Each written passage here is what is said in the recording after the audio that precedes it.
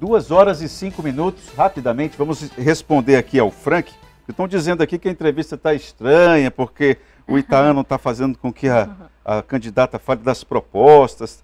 Tem alguns assuntos, na condição de senadora, né, que fala sobre temas gerais, sobre o país. Eu acho que vale a pena a gente saber como é que pensa Nazaré Araújo. A ideia é um pouco essa. E sobre alguns assuntos mal explicados também.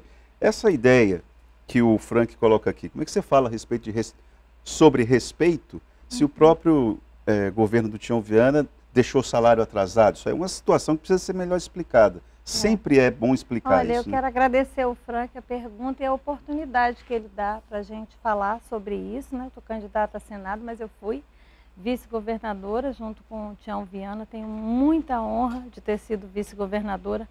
Foi um período dificílimo, porque foi uma crise política que muda completamente a forma em que se pensava, por exemplo, saúde, educação, repartição de renda dentro do nosso país, e também a visão de políticas públicas para as mulheres. As políticas públicas para as mulheres, por exemplo, então, elas desapareceram. Nós tínhamos convênios que estavam em atividade. Nós fomos buscar a segunda parcela de convênios para documentar mulheres no interior do estado. E isso tudo desapareceu. Simplesmente o que nos disseram foi que aquilo não era mais interesse da nação brasileira. Veja bem, um país que tem baixa representação de mulheres, um país que tem um grave problema de violência contra as mulheres e na qual o nosso estado é o primeiro estado com violência. Chega 2016, após a saída da presidenta Dilma, com a entrada do presidente Temer, essas políticas, elas são colocadas de lado. Isso não interessava mais. Assim como não interessava mais cumprir os repasses que eram devidos ao estado do Acre e aos demais estados da Federação Brasileira. O estado do Acre tem 2 ações civis originárias com a participação de todos, praticamente todos os estados que recebem fundo de participação dos estados, reclamando as suas verbas. E o Acre reclamava quanto? No ano de 2017, 596 milhões de reais. Agora, isso era alguma coisa que precisava ser apurado, definido, e até hoje, pelo que se sabe, isso nunca foi definido. No segundo ano, se calcula que seriam mais 400 milhões. E esse dinheiro era fundamental para o pagamento? Esse dinheiro era fundamental para fazer a garantia do pagamento de contas. E nós recebemos toda uma orientação, cumprimos a orientação, cumprimos com as dívidas que o Estado tem diante da União, que são repasses que você precisa fazer, que são compromissos constitucionais, que você não pode deixar de fazer por conta de ser crime de responsabilidade. E nós fizemos os pagamentos com toda a orientação daquilo que a Procuradoria-Geral do Estado nos disse que cumpria o artigo 42 da Lei de Responsabilidade Fiscal do Estado. A questão do não pagamento dessa parcela da gratificação natalina, porque salário nós pagamos. Uma parcela da gratificação natalina. Foi uma parcela da gratificação natalina, que deixou de ser paga. Ela era prevista para que fosse paga com os recursos que teriam que vir para o estado do Acre. Então é preciso que a gente coloque isso para as pessoas, porque parece que houve uma irresponsabilidade de você não querer pagar as pessoas. E isso nunca... o prejuízo político foi grande, enorme. Sangra até agora. O prejuízo político foi grande, gerado pela condução equivocada da área política a partir de 2016 no nosso país, com a entrada do presidente Temer. É bom que a gente deixe isso muito claro, então. Foram mudanças profundas que geram prejuízo hoje na merenda escolar, que geram prejuízo no investimento que precisa haver com o cidadão e a cidadã. E nós precisamos reverter essa política. Nazaré. Muita gente falou que com a entrada do teto dos gastos haveria, com a reforma trabalhista, vamos gerar mais empregos. Com a reforma presidenciária, vamos gerar superávit. Isso não aconteceu, gente. É preciso que a gente fale dessas coisas. É preciso que a gente analise aquilo que é colocado para a gente como uma realidade, na hora que eles querem destruir os direitos trabalhistas, dificultar a aposentadoria das pessoas dentro da zona rural. Então, só tem prejuízo para as pessoas mais pobres. Esse é o Brasil que está colocado aí. Um Brasil que não teve responsabilidade com vacina, com a vida das pessoas. Um presidente que se coloca fazendo uma brincadeira, imitando as pessoas com falta de ar, enquanto famílias perdiam pais, mães. Isso é um absurdo. Alguém que desmoraliza as mulheres da maneira como elas são desmoralizadas. Jornalistas, colegas suas, colocadas em uma situação vexatória, como se valessem menos nas suas profissões pelo fato de serem mulheres. Isso é seríssimo. Isso quebra o que está dito na Constituição da República Federativa do Brasil, que não admite preconceito de raça, gênero. A gente precisa falar disso. A gente precisa falar do descumprimento da nossa Constituição Federal. E nós não podemos admitir que as nossas instituições sejam levadas a pagode, como elas estão sendo levadas. Há uma crise institucional na tua avaliação? Há uma crise institucional de valoração. Veja as coisas que não são resolvidas dentro do Poder Executivo, as coisas que não são resolvidas dentro do Congresso Nacional, onde elas estão sendo resolvidas. E aí o STF é o culpado de tudo. Não há ativismo jurídico na tua avaliação? Está havendo a necessidade, pela falta de atuação, pela falta de presença, pela falta de qualidade de um Congresso que só representa, na sua grande maioria, as grandes elites internacionais, não são nem as nacionais. Se dá anistia para banco e se pega um único bem de família, se coloca como possível do banco levar. Isso é alguma coisa que precisa ser dito. Isso foi feito, gente. As refinarias nossas foram vendidas. Se deu a nossa base militar de Alcântara para os Estados Unidos. Isso foi feito nessa cortina de fumaça. Discute uma besteira, é o jacaré, é não sei o quê. E, no entanto, o Brasil está prejudicado diante do mundo.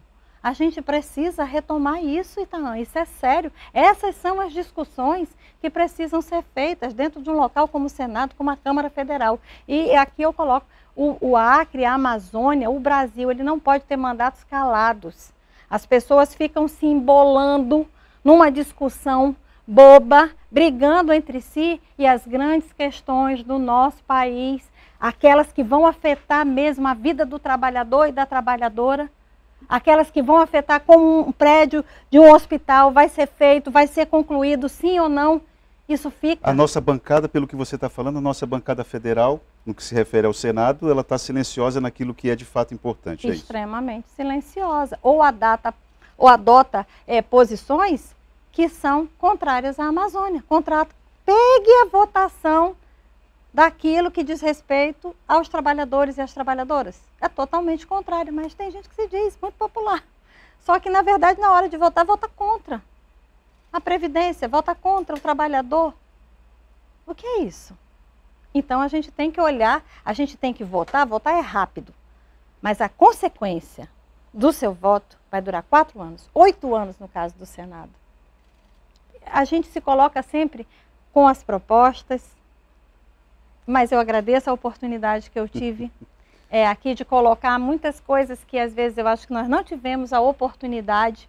Foi um tempo em que veio um tsunami mesmo, né, e que levou a opinião pública. Em 2018, eu fui candidata junto com o Jorge Viana para o Senado.